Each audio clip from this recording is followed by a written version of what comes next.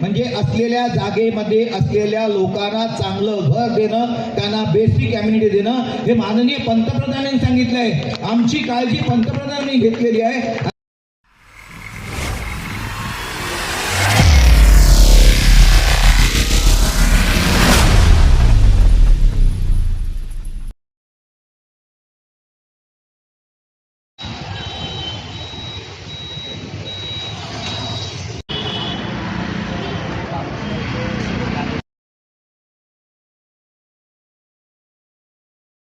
नमस्कार, मी अतुल जैन. आपली बातमीमध्ये आपलं सर्वांचं हार्दिक स्वागत करतो. आज आपण गोरेगाव विभागामध्ये आहोत, आरेमध्ये. या ठिकाणी आपण बघू शकता की एक खासदार रवींद्र वायकर साहेब यांचा जनता दरबार आहे आणि बरेच SRAचे जे प्रश्न विभागातले असतील त्यांच्या लोकसभेतले त्या प्रश्नांना या ठिकाणी मांडण्यासाठी जनतासुद्धा या ठिकाणी येण्यास सुरुवात झालेली आहे आणि थोड्याच वेळात या ठिकाणी SRAचे जे अधिकारी आहेत हे सुद्धा या ठिकाणी उपस्थित राहून या ठिकाणी लोकांचे काय प्रश्न आहेत हे या ठिकाणी जाणून घेणार आहेत आणि त्यांचे प्रश्न सोडवण्याचा प्रयत्न खासदार श्री रवींद्र वायकर साहेब यांच्या वतीनं होताना आज दिसतोय.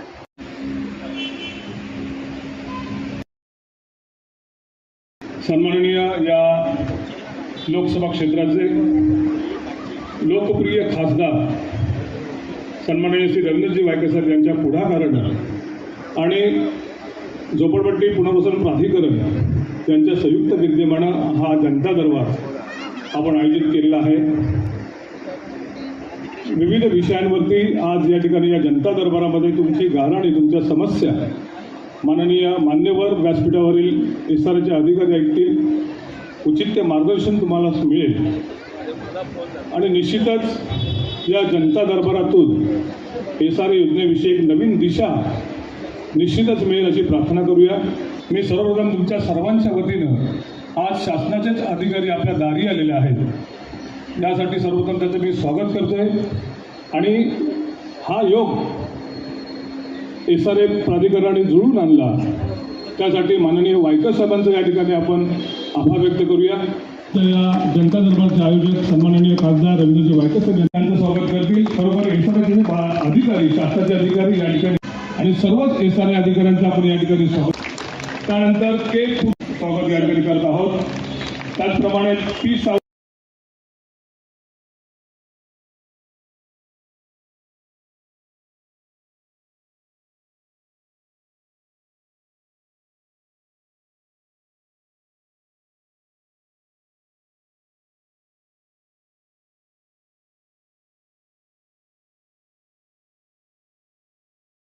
सन्माननीय हिंदुत्व सम्राट बाळासाहेब ठाकरे यांनी 40 लाख झोपडपट्टीवासियांना मोफत घरं हा दावी त्यांनी उद्या उचलला आणि तो 1995 पासून आपण अंमलात आणला.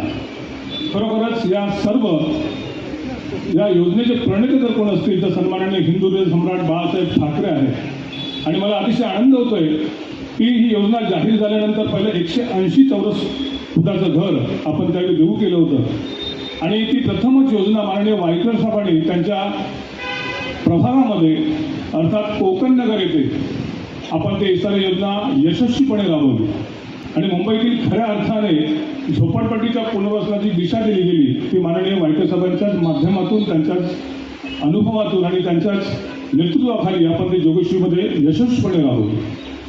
आणि मला निश्चित आज आनंद होतोय की मुंबई शहर उपनगर यातील ज्या काही झोपडपट्ट्या आहेत त्यांचं निर्मूलन करून त्यांना सुसज्ज दर्जेदार घर देणं यासाठीच झोपडपट्टी पुनर्वसन प्राधिकरणाची निर्मिती झालेली आहे. माननीय मुख्यमंत्री साहेबांनी सन्माननीय सर्वच मान्यवर मंत्रिमंडळानं या प्राधिकरणाला एक नवीन गती देऊन मुंबईतील बहुतांशी झोपडपट्ट्यांचं निर्मूलन करण्याचा एक विडा उचलला आहे आणि त्या दृष्टीने वेळोवेळी शासनाच्या नियमात बदल होत जाऊन अधिकाधिक पारदर्शक आणि सुसज्ज घराने आता आपण 300 चौरस फुटाचं घर इथपर्यंत येऊन पोहोचलेलो आहोत. बऱ्याचशा योजना या ठिकाणी या उत्तर पश्चिम विभागामध्ये आहेत. माननीय वायकर साहेबांकडे दर रविवारी शनिवारी लोक येत असतात. अनेक समस्या आहेत त्यांच्या. अशा समस्या याच एका ठिकाणी एका छताखाली त्या निर्मूलन व्हाव्यात यासाठी आजचा जनता दरबार आहे. आणि खरं म्हणजे या जनता दरबार जिथे संवाद असतो तिथे प्रकल्प पूर्ण होतो, जिथे वाद असतो तिथे प्रकल्प रखडतात. म्हणून मी सर्व बांधवांना विनंती करतोय की आपला प्रकल्प हा आपल्या पुढे न्यायचा आहे, सुंदर दर्जेदार घरात तुम्हाला जायचं आहे. एक लक्षात ठेवा, आणि या माध्यमातून जे काही आपल्या समस्या असतील, जर काही इंडिव्हिज्युअल कोणाच्या समस्या असतील तर निश्चितच या ठिकाणी आपण एक समोर एक कक्ष उभारलेला आहे. सन्माननीय तिथे अधिकारी, सर्व शासनाचे अधिकारी उपस्थित आहेत. तुम्ही तुमचं नाव तिथे पत्ता, तुमचं योजनेचं नाव देऊ शकता. ते वैयक्तिक निरसन होऊ शकेल, परंतु एखादी योजना जर रखडली असेल ती कशामुळे रखडते याचं मार्गदर्शन या ठिकाणी होईलच. आणि या विभागाचे खासदार सन्माननीय रवींद्रजी वायकर साहेब. नमस्कार. आज आपण हा जनता दरबार, SRAचा जनता दरबार मुद्दामून लावलेला आहे, कारण हिंदू हृदय सम्राट शिवसेना माननीय बाळासाहेब ठाकरे यांचं एक स्वप्न होतं आणि ते साकार करणं हे आपल्या सर्वांचं कर्तव्य होतं. आणि त्या अनुषंगाने माननीय मुख्यमंत्री, माननीय उपमुख्यमंत्री यांच्या माध्यमातून त्यांच्या आदेशाप्रमाणे हे सर्व जनता दरबार घेण्याचं शासनाने ठरवलं आहे. आणि त्या माध्यमातून आज आपण इथं हा जनता दरबार लावलेला आहे. त्यासाठी उपस्थित श्री RB मिटकरजी, श्री राजाराम पाटीलजी, हनुमंत मासाळजी, दिनेश महाजन, सचिन गिरी, श्री सरदार, श्री नरवडे आणि कर्मचारी एवढे मोठ्या संख्येने तुमच्या दरवाजामध्ये आलेले आहेत. त्यांचं सर्वांनी टाळ्या वाजवून स्वागत केलेलं आहे, म्हणजे बोलायच्या अगोदरच स्वागत केलेलं आहे. वन खात्यामध्ये झोपडपट्टी ज्या वेळेला झाली किंवा होते, झोपडपट्टीमध्ये कोणालाही राहायची इच्छा नसते खरं म्हणजे, परंतु परिस्थिती आणि शहरांकडे मिळणाऱ्या नोकऱ्या याच्या अनुषंगाने गावागावातनं लोक ही शहरामध्ये येतात आणि त्यामुळे जी वस्ती गावांमध्ये जास्त होती आणि शहरांमध्ये कमी होती, आता उलटं झाले आहे. 60% वस्ती ही शहरांमध्ये आलेली आहे आणि 40%च्या पेक्षा कमी वस्ती ही आता गावांमध्ये राहिलेली आहे. म्हणजे म्हातारे कोतारे आता गावांमध्ये राहिलेत आणि तरुण नोकरीच्या माध्यमातनं हा आता शहरांमध्ये आलेला आहे. आणि त्याला जर नोकरी पाहिजे, त्याचं जर लग्न व्हायचं आहे, मग तो करणार काय? मग अशा वेळेला त्याच्या खिशाला परवडेल, त्याच्या दागिने विकून तो काय करेल, अशा पद्धतीने तो घर घ्यायला जातो. आणि ते घर घेतो कुठे, की शहरापासून आउटसाईडला, की जिथे त्याच्या खिशाला परवडेल अशा पद्धतीने घेतो. खरं म्हणजे शासनाची जबाबदारी आहे, माझी जनता असेल त्या जनतेला मला घर दिलं पाहिजे, या पद्धतीची शासनाचं धोरण असलं पाहिजे. हा मुद्दा मी लोकसभेमध्ये मांडला. मध्ये असलेल्या लोकांना, आदिवासी लोकांना देखील सर्व सुविधा आणि घरकुल मिळालं पाहिजे. तसंच वन खात्यामध्ये असलेल्या लोकांना देखील बेसिक ॲम्युनिटी आणि घर त्यांना मिळालंच पाहिजे. हा माझा तिथे माननीय सभागृहामध्ये मला प्रश्न होता. मी इथंच बोलते असं नाही, तर मी सभागृहामध्ये काढलाय. आणि त्याच्या अनुषंगाने माननीय पंतप्रधानांनी PMAY शहरी ग्रामीण त्याचं आता शहरीकरण आपलं झालेलं आहे. जे शहरीकरण झालेलं आहे त्याच्यामधला असलेला एक हेड, जे 4 व्हर्टिकल आहेत, त्या 4 व्हर्टिकल मधला एक हेड इन्सिटिव्ह म्हणजे असलेल्या जागेमध्ये असलेल्या लोकांना चांगलं घर देणं, त्यांना बेसिक ॲम्युनिटी देणं, हे माननीय पंतप्रधानांनी सांगितलंय. आमची काळजी पंतप्रधानांनी घेतलेली आहे. आणि त्यामुळे अधिकारी वर्गाने देखील जो केंद्राने दिलेला आदेश आहे, जो महाराष्ट्र शासनाचा आदेश आहे, बेसिक ॲम्युनिटी आम्हाला दिल्याच पाहिजे. कारण तो मनुष्य आहे, त्याला देखील पाणी लागतंय, त्याला देखील हवा लागते, त्याला देखील शौचालय लागणार आहे, त्याला देखील रस्ते लागणार आहे. आणि म्हणून वन खात्यामध्ये जरी लोक राहत असली, आदिवासी पाड्यांमध्ये जरी लोक राहत असली, त्यांना बेसिक ॲम्युनिटी शासनाच्या माध्यमातून पुरवल्याच पाहिजे. आणखीन काही कारणं आहेत, ती कारणं याच्यामध्ये आपण दिलेली आहे.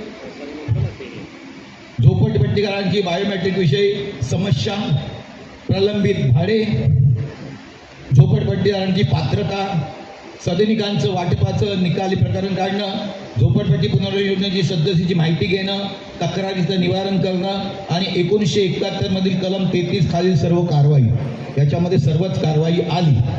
आणि त्या अनुषंगाने त्या विभागाचे जो आपला मतदार लोकसभेचा संघ आहे, त्या सर्वांचे सर्व अधिकारी या ठिकाणी उपस्थित झाले. ज्या ज्या लोकांचे प्रॉब्लेम असतील त्या असे लोक 5-5, 6-6, 10-10, 15, 20 काही आले असतील, त्यांनी इथे यायचे. तुमच्या त्या लोकांचे म्हणजे अंधेरीचं असेल त्यांनी अंधेरीच्या इथे उभं राहायचंय, गोरेगावचं असेल तर गोरेगावच्या इथे उभं राहायचंय. आणि त्या पद्धतीने आपण तुमच्या प्रत्येकाचं जे म्हणणं आहे ते सर्व ऐकून घेतलं जाईल, त्याची नोंद केली जाईल आणि त्याच्यावरती तुम्हाला उत्तर दिलं जाईल, तुमच्या समस्या सोडल्या जातील. याच्यासाठी आपण या ठिकाणी आपण उपस्थित राहिलोय. याच्यामध्ये दुसरी देखील गोष्ट आहे, ज्या लोकांना 30 वर्ष SRA मध्ये झालेली आहे आणि 30 वर्षाच्या वेळेला जे बांधकाम झालं होतं ते अत्यंत निकृष्ट दर्जाचे होतं. आणि याचं उदाहरण आमच्या इथे मयूर नगर आहे. मयूर नगरमध्ये 7व्या फ्लोअरवरनं किंवा 6व्या फ्लोअरमध्ये पाणी जर असं टाकलं तर ग्राउंड फ्लोअरला येते, एवढं निकृष्ट बांधकाम. आणि त्यामुळे शासनाने देखील निर्णय घेतलेला आहे. 30 वर्षाच्या पुढच्या जुन्या झालेल्या डिलॅबेट कंडिशनमधल्या बिल्डिंग आहेत, तर आपल्याला तो देखील निर्णय घ्यायचा आहे की अशा डिलॅबेट कंडिशनमध्ये असलेल्या SRAच्या बिल्डिंग यांना देखील आपल्याला आता त्या ह्याच्यामध्ये नवीन ह्याच्यामध्ये घेऊन त्यांचं देखील रिडेव्हलपमेंट करायचं आहे. काही ठिकाणी आणखीन काही प्रॉब्लेम येतील, हे प्रॉब्लेम आपल्याला त्या पद्धतीने सॉल्व्ह करायचे आहे. तुम्हाला काय करायला पाहिजे आणि तुम्हाला काय करून दिलं पाहिजे याच्यावरती आपण निर्णय घेऊया. केंद्र शासनाच्या माध्यमातून, माननीय पंतप्रधानांच्या माध्यमातून दिलेल्या सर्व नियमांचं पालन करून आपण आजचा हा जनता दरबार केला आहे. त्यासाठी उपस्थित सर्व शासकीय अधिकारी आणि सर्व जनता यांचं मी स्वागत करतो आणि इथं थांबतो. धन्यवाद. जय हिंद, जय महाराष्ट्र. आपण प्रत्येकाने जे काही समस्या असतील तर आम्ही इथं नोंद करून देऊ.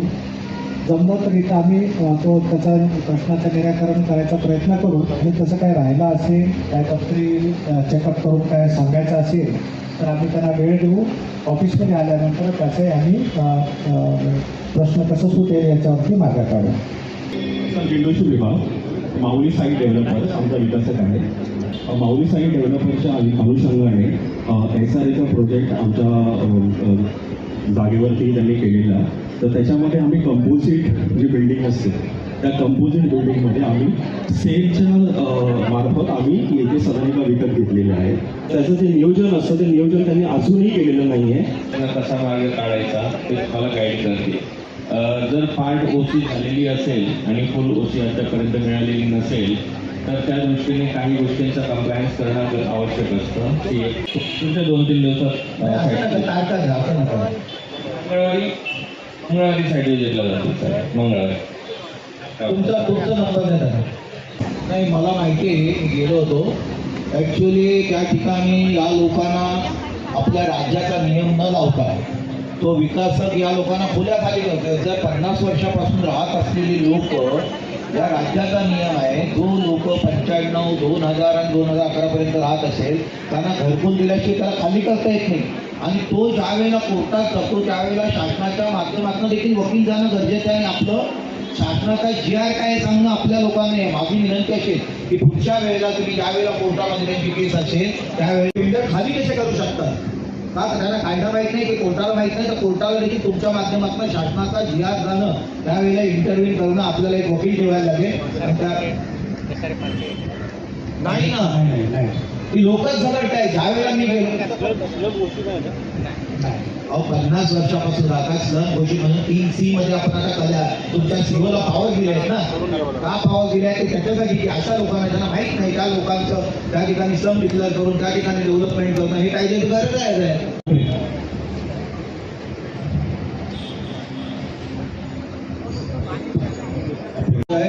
आणि मला तो प्रश्न सोडवलाच पाहिजे आणि तो प्रश्न सोडवणार. तुम्हाला तुमच्या हक्काचं घर मिळेल असेल त्या अनेकची कॉपी घेऊन या. नसेल तर आपण लोकांनी देखील त्या आपल्या गुरुकेश्वरी एरियामध्ये जे इंजिनियर असते त्यांनी अनेकची कॉपी घेऊन त्याचे चेक करून घ्या आणि काय प्रॉब्लेम आहे त्यांचा सोडवा ना. हो, पात्र आहे.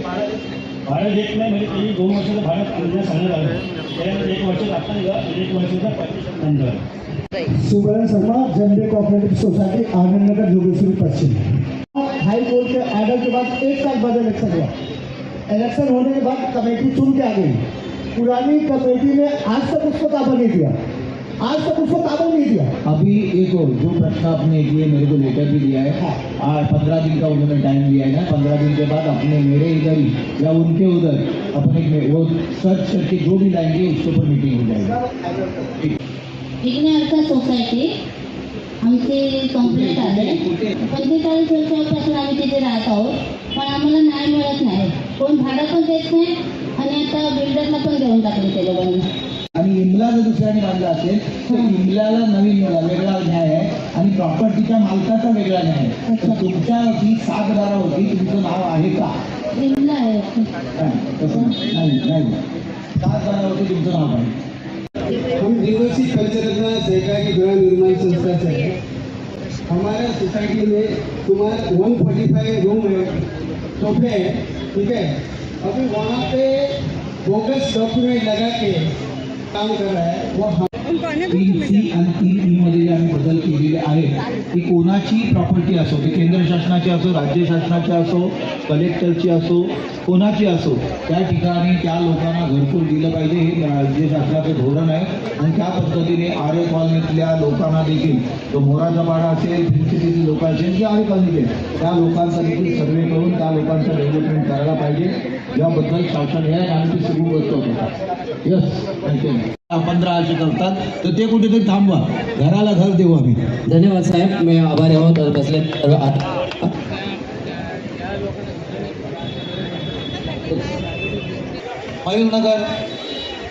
मयूरनगरच्या बाबतीमध्ये मी शासकीय कमिटी, इस्टिमेट कमिटी मी त्या ठिकाणी विधानसभेमध्ये मांडलेली आहे, त्याला काहीच नाही. आणि म्हणून आता ही पुन्हा रिडेव्हलपमेंट करावी पण आम्ही उपमुख्यमंत्र्यांना पत्र दिलेलं आहे, त्यांच्याबरोबर चर्चा देखील केलेली आहे आणि त्यांनी देखील पॉझिटिव्ह केलं आहे की